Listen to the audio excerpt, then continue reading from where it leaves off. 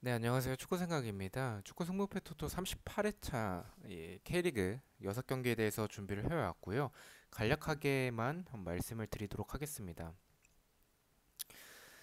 일단 제가 공유드렸었던 지난 주말에 승무패 같은 경우에는 10개가 적중이 되면서 아쉽게는 등수에 들진 못했지만 그래도 MLS가 제 개인적인 부분보다는 좀 정배가 많이 나오면서 적중에 좀 성공을 했었던 것 같고요. 그리고 토요일에 공유 들었었던 프로토 같은 경우에는 주력 2배당과 고배당 17.8배당이 적중이 됐었습니다. 그러면 주말에 있는 이 K리그 초안 말씀을 드리도록 하겠습니다. 첫 번째는 이제 8번 경기죠. 전북 대 이제 제주의 경기인데 뭐 두 팀 다 뭐 최근에 전적에서의 특이 사항은 없고요. 일단 경기들이나 일단 경기력을 좀 생각을 해보면 전북이 최근에는 그래도 왼쪽 측면에서의 그런 바로나 김지수와 같은 그 선수들의 크로스나 아니면 구스타보가 지속적으로 좀 최근에 득점을 많이 만들어내고 있는 부분은 긍정적이라고 생각을 하고 있습니다. 제주 같은 경우에는 역시나 측면에서의 공격들, 뭐 제르소나 안현범이나 정우재 이런 부분들은 여전히 강력한 부분들이나 아니면 중원에서의 모습들도 굉장히 좋은데 그에 반해 수비에서의 측면 공간들이 너무 많지 않나라고 생각을 하고 있습니다. 저는 이 두 팀의 상성을 봤었을 때 전북이 지금 측면에서의 공격들이 괜찮은 편이고 반면에 제주 같은 경우에는 전체적인 경기력 자체가 나쁜 편은 아니지만 이 이 밸런스 자체가 수비적인 부분에서의 측면에서의 좀 무너지는 부분들이 좀 많다라고 생각을 하고 있어서 이 두 팀의 상성에서는 전북이 지금 측면에서 하는 모습을 봤었을 때는 더 유리한 경기라고 생각을 하고 있습니다. 전북 사이드를 보고 있고요. 전북과 울산이 두 팀 다 지금 홈으로 이번 경기가 배정이 됐기 때문에 둘 중 한 팀이 부러진다면 저는 울산보다는 지금 전북 쪽이 조금 더 부러질 것 같다라고 생각을 하는 게 일단은 제주와의 상성에서는 유리한 부분들을 보여주고 있다라고 생각을 하지만 제주의 경기력이 나쁘지 않아요. 특히나 중원에서의 모습들이나 아니면 전북에서의 경기력 자체가 좀 이 구스타보를 활용하는 부분들은 좋은데 사실 쿠니모토가 빠지고 나서 이제 계약 해지가 됐죠. 음주운전 하고 나서 이 쿠니모토가 빠지고 나서의 그런 창의적인 부분에서는 좀 떨어지지 않나라고 생각을 하고 있고 이 구스타보만 어떻게 잘 막아내면 사실 이 전북의 득점이 크게 기대가 되지 않는다라는 지금 공격 루트가 굉장히 단순하기 때문에 저는 무승부까지는 가져가야 되는 경기라고 생각을 하고 있습니다. 오히려 무승부에 조금 더 가깝지 않나라는 생각이 들어서 첫 번째 경기는 전북의 무승부를 말씀을 드리도록 하고요. 9번 경기입니다. 울산 대 강원의 경기 말씀을 드리겠습니다. 울산 같은 경우에는 홈에서 2연승을 하고 있고 강원도 일단은 2연승을 하고 있긴 합니다. 어, 일단 근데 저는 앞선 경기에서 전북을 이변으로 좀 생각을 했었다라고 말씀을 드렸었기 때문에 저는 울산 경기는 좀 승으로 말씀을 드리도록 하겠습니다.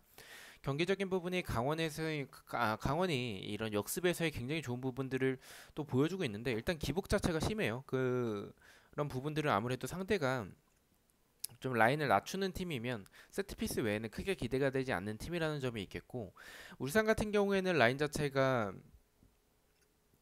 높은 편이죠. 그래서 오히려 강원 같은 이런 팀들에게 득점을 하지 못하게 된다면 역습을 맞을 확률도 높겠지만 그 울산의 공격을 버텨내기에는 강원의 수비적인 부분들, 공간들도 좀 있는 편이고, 그리고 이 전체적인 중원 싸움에서 울산에게 좀 많이 밀릴 가능성이 좀 높다라고 생각을 하고 있습니다. 저는 이 울산의 공격을 막아내고 역습으로 나아간다면 이거는 좀 이변의 가능성도 있겠지만 그것을 막아내지 못할 가능성이 조금 더 높다라고 생각을 하고 있어서 울산의 승을 말씀을 드리도록 하겠습니다.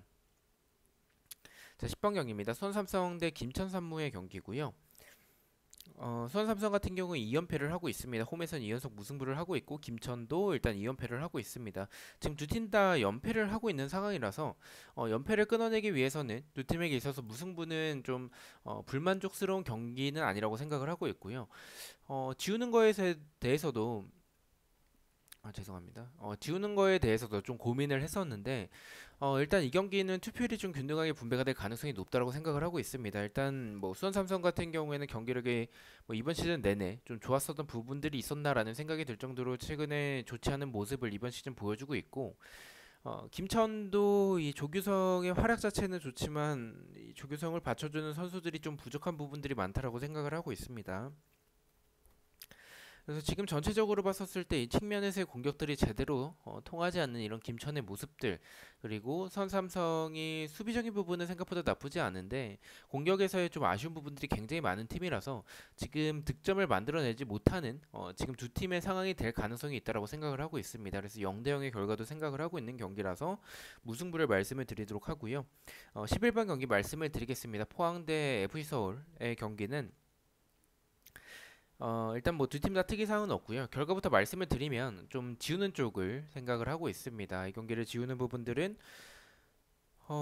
흐름 자체도 서울도 무난하고요. 그리고 포항 같은 경우도 무난한 흐름을 보여주고 있습니다. 포항은 연승을 하고 있다가 연승이 끊긴 상황이고 서울 같은 경우도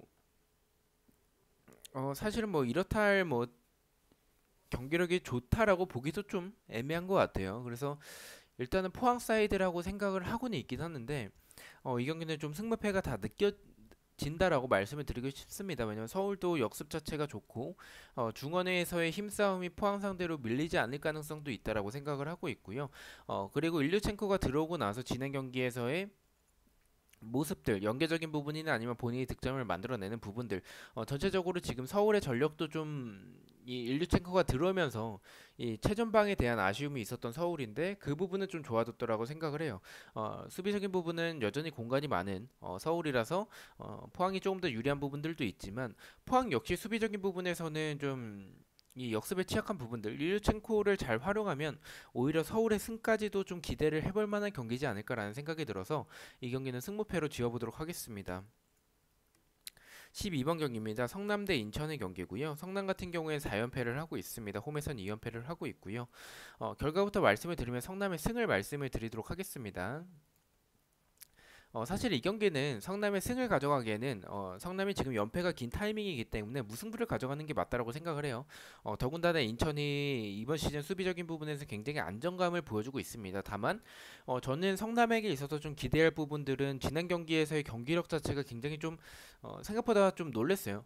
좀 좋았었던 부분들이 많았었다라는 생각을 가지고 있고 인천 같은 경우에는 무사가 빠지고 나서 찬스 자체를 많이 만들어내고 있다라고 보긴 좀 어렵고 좀 안정적인 이번 시즌의 수비적인 부분을 바탕으로 좀 버텨나가고 있다라는 생각이 조금 더 강하다라는 생각을 하고 있습니다. 물론 이 두 팀을 비교했을 때는 지금 경기력적인 부분에서는 인천이 더 좋은 부분들을 보여주고 있지만 성남이 지난 경기에서의 득점도 만들어냈었던 그런 부분들이나 아니면 경기에서의 좋았었던 부분들 찬스 자체를 좀 굉장히 많이 만들어냈었던 성남이기 때문에 인천의 공격은 사실 개인적으로 좀 크게 기대가 되지 않고 그렇다면 수비적인 부분을 봤었을 때 성남이 그것을 뚫어내는 부분에 있어서는 조금 의문이 들긴 하지만 저는 이 K리그 특성상 이거는 완전한 역배가 나올 가능성이 조금 더 높지 않을까. 이거는 누가 봐도 무승부에 좀 가까운 경기라서 투표율도 좀 무승부 쪽으로 많이 몰릴 것 같아요. 그래서 저는 이 승패 방향을 생각을 해봤을 때는 저는 성남 쪽이 조금 더 좋다라고 말씀을 드리고 싶습니다. 성남의 승을 말씀을 드리도록 하겠습니다.